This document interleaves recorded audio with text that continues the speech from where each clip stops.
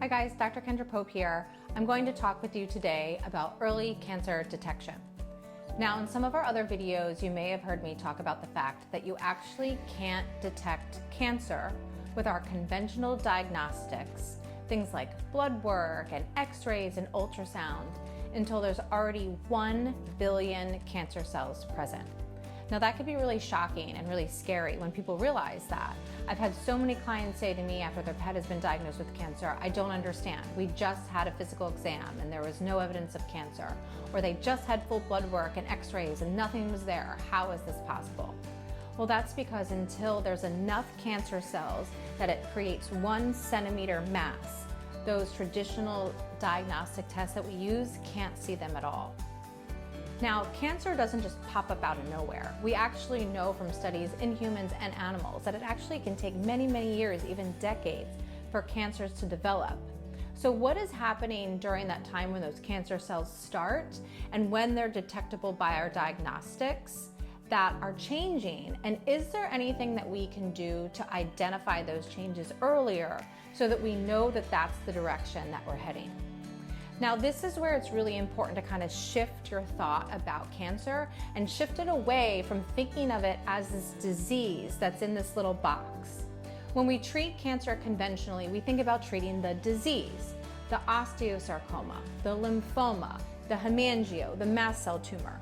We think about treating the disease like it's external. We think about removing it from the body, about using chemicals to eliminate it, using radiation to kill those cells.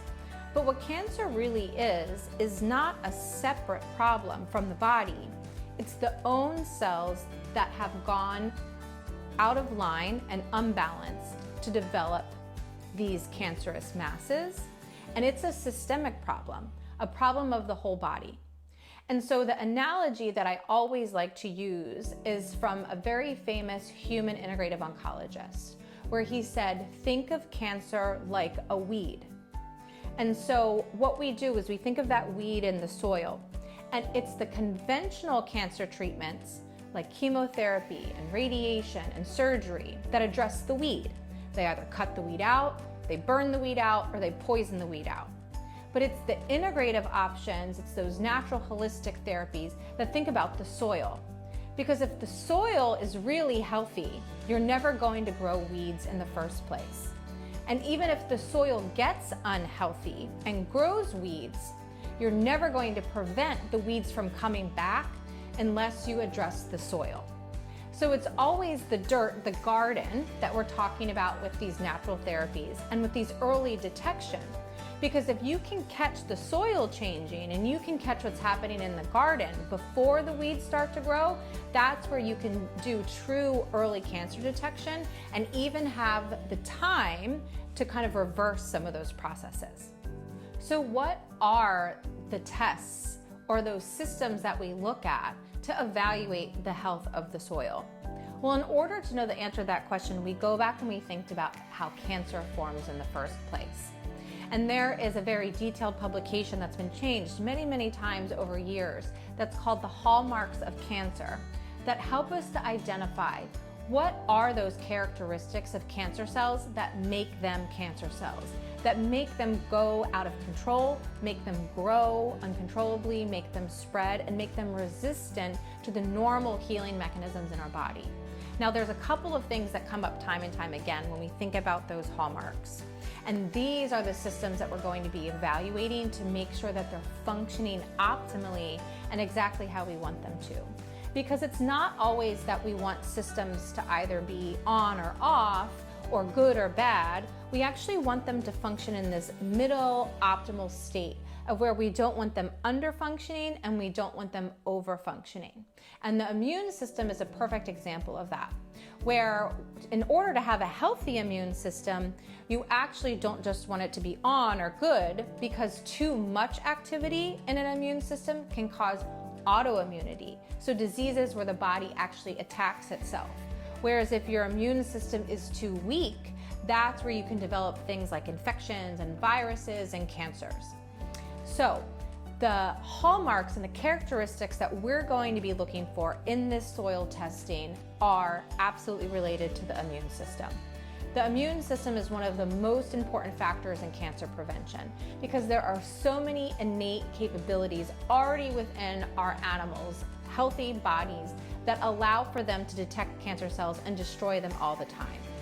The changes that happen to cells that cause cancer are actually very normal. They're part of living in the modern world, they're part of aging. And so it's something that already is happening in our body, the formation of cancer. And our body knows how to control that. Our immune system already has cells that are programmed to identify those cancer cells and kill them. So this is something that they do on a daily basis. It's when that immune system is weakened or that immune system is otherwise compromised or even distracted by other infections and other problems that it then is not able to address the cancer cells as normally as possible. The second factor that we're going to be evaluating for is inflammation. Inflammation is something that we know is always linked to chronic disease and cancer. And that's because inflammation causes a lot of distraction and damage to the immune system. We know it plays a negative role in the immune system functioning normally. We also know that inflammation causes a lot of changes to the normal function of all of our tissues that prevent them from working normally. And unfortunately, inflammation is something that very commonly happens because of our modern lifestyle, the chemicals in our environment, our modern diet, our lack of activity and sedentary lifestyle. And so inflammation is something that comes up time and time again as a root cause to all chronic diseases, including cancer, and is a major factor of something that we're looking for. Another factor that we're going to be looking for and evaluating is pathways of detoxification. Now, when people hear the word detox, they think of things like juice cleanses or maybe other types of protocols that are used, but really what we're talking about is those already built-in systems of elimination and toxins that we have in our body. Now, that would include the liver, which is the one that we think about the most commonly, but it also includes our lymphatic system. It includes our skin, actually, and even in our pets that are covered in fur, they still have areas that they can detox from, like their paws. It includes our lungs, that's a detox organ, bowel, urine, and kidneys. So we actually have many other organs of detoxification that are really important. And for lots of different reasons, these may not function optimally. So if that's true, as you can imagine, the body is not going to be detoxifying normally. So being able to identify the function of those detox organs and how healthy they are is going to allow us to make sure that the body is eliminating toxins appropriately. Now, going along with detoxification is toxin burden. Now, it may be difficult or scary to think about how many toxins we are exposed to on a daily basis, but in our modern lifestyle these days, they are very common, and many of these toxins can behave as carcinogens or cancer-causing agents if administered in high enough doses over long periods of time. And this is why it's so important that our detox pathways are working because of how many of these we are exposed to. Now, the thing about them is there's actually a fair amount of diagnostic tests that can be run now, either on feces, urine, even fur, that help us to identify some of these common toxins in the environment and get a sense of how many and what the burden is in our pets. Because some of our pets, just like us, may do a really good job of detoxing them out, and even if they're exposed to them, they can eliminate them.